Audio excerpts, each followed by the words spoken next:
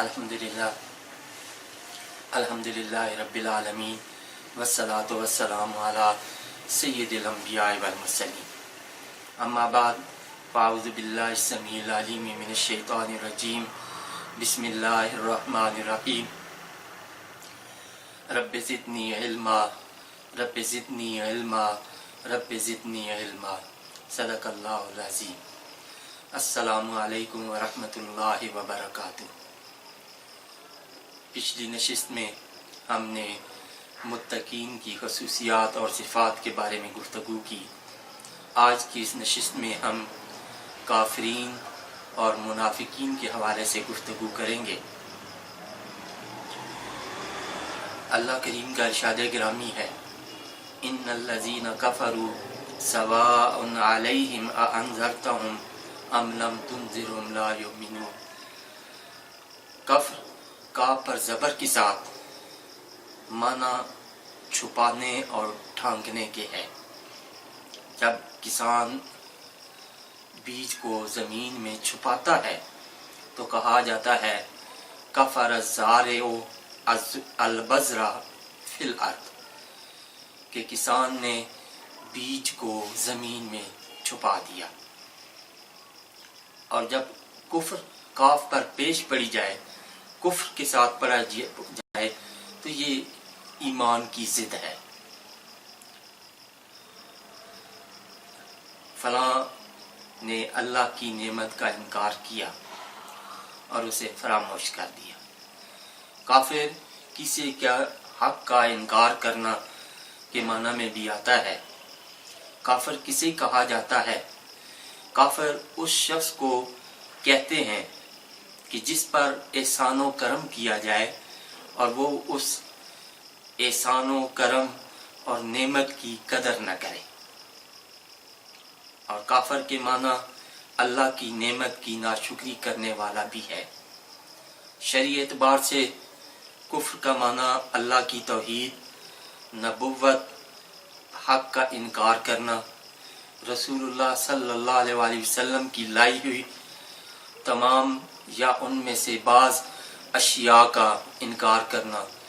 और मुर्तद उसे कहते हैं जो इस्लाम लाने के बाद किसी कौल, फेल या एतकाद या शक के ज़रिए कुफ्र करे। कुफ्र कुरान में ज़िक्र किया जाने वाला सबसे पहला गुनाह है जिसका अल्लाह ताला ने तज़किरा फरमाया कि इन्नल्लज़ीना कफ़रू सवाउन अलैहिम अअन्ज़रतहुम अम लम तुनज़िरहुम ला युमिनून। बेशक जिन लोगों ने कुफ्र किया उनके लिए सब बराबर है, आप उन्हें डराएं या न डराएं, वो ईमान नहीं लाएंगे। कुफ्र मुतलक तौर पर सबसे बड़ा कबीरा गुनाह है। कुफ्र से बढ़कर कोई कबीरा गुनाह नहीं है। कुफ्र की दो किस्में हैं, कुफ्र अकबर और कुफ्र असगर। कुफ्र अकबर यानी सबसे बड़ा कुफ्र वो कुफ्र है जो इंसान को मिल्लत इस्लामिया से खारिज कर दे। और अल्लाह करीम ने सूरह अनकबूत में इसके बारे में इरशाद फरमाया, और उससे बड़ा जालिम कौन होगा जो अल्लाह ताला पर झूठ बांधे या जब हक उसके पास आ जाए तो उसे झुठला दे। क्या ऐसे काफिरों का ठिकाना जहन्नम में न होगा? दूसरी जगह अल्लाह सूरह अनकबूत में ही दूसरी जगह अल्लाह करीम ने इरशाद फरमाया, और जब हमने फरिश्तों से कहा कि आदम को सजदा करो तो इब्लीस के सिवा सब ने सजदा किया। उसने इनकार किया और तकब्बुर किया और वो काफिरों में से हो गया। चौथी सूरह कहफ की आयत नंबर 35 से 38 के तक अल्लाह करीम ने इरशाद फरमाया, और वो अपने बाग में दाखिल हुआ हालांकि वो अपने आप पर जुल्म करने वाला था। कहने लगा, मैं नहीं ख्याल करता कि ये किसी वक्त बर्बाद हो जाए, और न मैं क़यामत को कायम होने वाली ख्याल करता हूँ, और अगर बेफर्ज मुझे अपने परवरदिगार की तरफ लौटना भी पड़े तो वहाँ पहुँचकर इससे भी ज़्यादा बेहतर पाऊँगा। उसके साथी ने उससे बातें करते हुए कहा कि क्या तू उस माबूद से कुफ्र करता है, नाशुक्री करता है जिसने तुझे मिट्टी से पैदा किया پھر منی کے قطرے سے، پھر تجھے پورا آدمی بنایا، لیکن میں تو عقیدہ رکھتا ہوں کہ وہی اللہ میرا پروردگار ہے، میں اپنے رب کے ساتھ کسی کو شریک نہ کروں گا۔ سورہ احقاف میں اللہ کریم نے ارشاد فرمایا، آیت نمبر 3، والذین کفروا عما انذروا معرضون، اور کافر لوگ جس چیز سے انہیں ڈرایا جائے وہ اس سے منہ پھیر لیتے ہیں، اعراض کرتے ہیں۔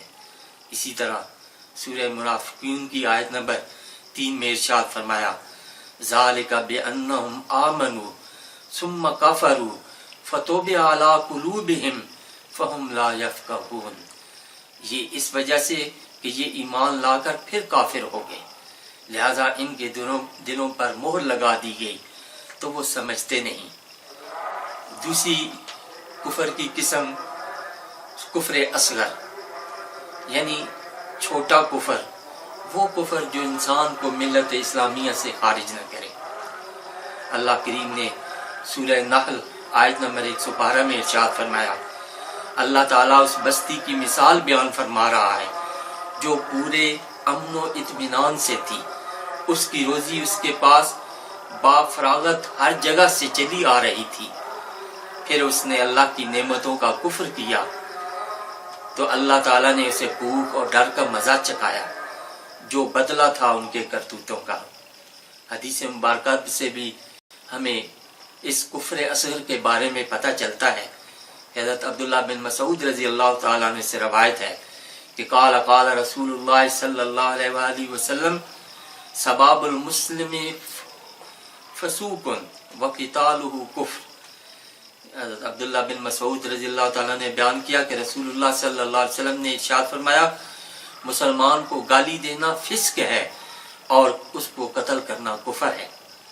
اسی طرح حضرت عبداللہ بن عمر رضی اللہ تعالیٰ عنہما سے ہے کہ ان رسول اللہ صلی اللہ علیہ وسلم قال، ایما رجل قال لأخیہ یا کافر فقد باء بها احدہما، کہ اگر کسی نے اپنے بھائی کو یا کافر کہہ کر پکارا، اے کافر کہہ کر پکارا، تو ان دونوں میں سے ایک کافر ہو گیا۔ اس کی مثالیں بے شمار ہیں۔ کفر کی یہ قسم اسلام کو رائگاں نہیں کرتی، البتہ اس میں نقص پیدا کر دیتی ہے، کمزوری پیدا کر دیتی ہے، اور اس کا مرتکب اگر توبہ نہ کرے گا تو اللہ عز و جل کے غیظ و غضب اور اس کے عذاب کے دہانے پر کھڑا ہوگا۔ مکہ کے کفار جب نبی کریم صلی اللہ علیہ وسلم کے دور میں اسلام کی دعوت مشرکین مکہ کو دی گئی تو ابو جہل اور ابو لہب، ولید بن مغیرہ اور علماء یہود، ان سب کے انکار کرنے کی وجہ کیا تھی؟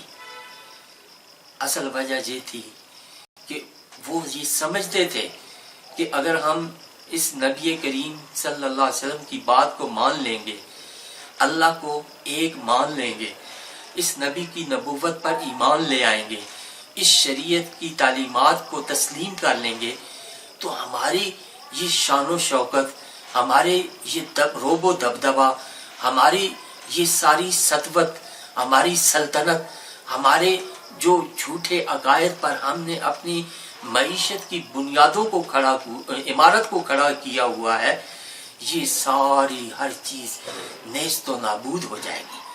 یہ ہمارے یہ ہے عزتوں کی دستار یہ چھین لی جائے گی۔ ان عقل کے اندھوں کو یہ سمجھ نہیں آ رہی تھی کہ اسلام تو آیا ہی عزتیں دینے کے لیے ہے، اسلام تو آیا ہی لوگوں کو جو ہے وہ راہ راست پر چلانے کے لیے، اسلام تو آیا ہی اس لیے ہے کہ وہ لوگوں کو درست کرے اور لوگوں کو عزت عطا فرمائے، لوگوں کو شان و شوکت عطا فرمائے۔ لیکن ان عقل کے اندھوں کو یہ بات سمجھ نہیں آ رہی تھی، انہیں حقیقت میں انہیں اپنی اس غفلت سے نکلنا گوارا ہی نہیں تھا، انہیں اپنے انجام کی فکر ہی نہیں تھی۔ ان کے دراصل ان کے سامنے ان ضد آ گئی تھی، تعصب، تکبر اور انا آڑے آ گئی تھی جو انہیں حق کو قبول نہیں کرنے دے رہی تھی۔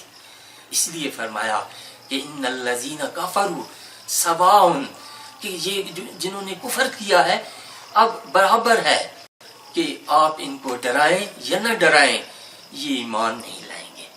کیوں؟ کیونکہ وہ اپنی مرضی، اپنی خوشی اور اپنے ارادے اور اختیار کے ساتھ کافر ہیں۔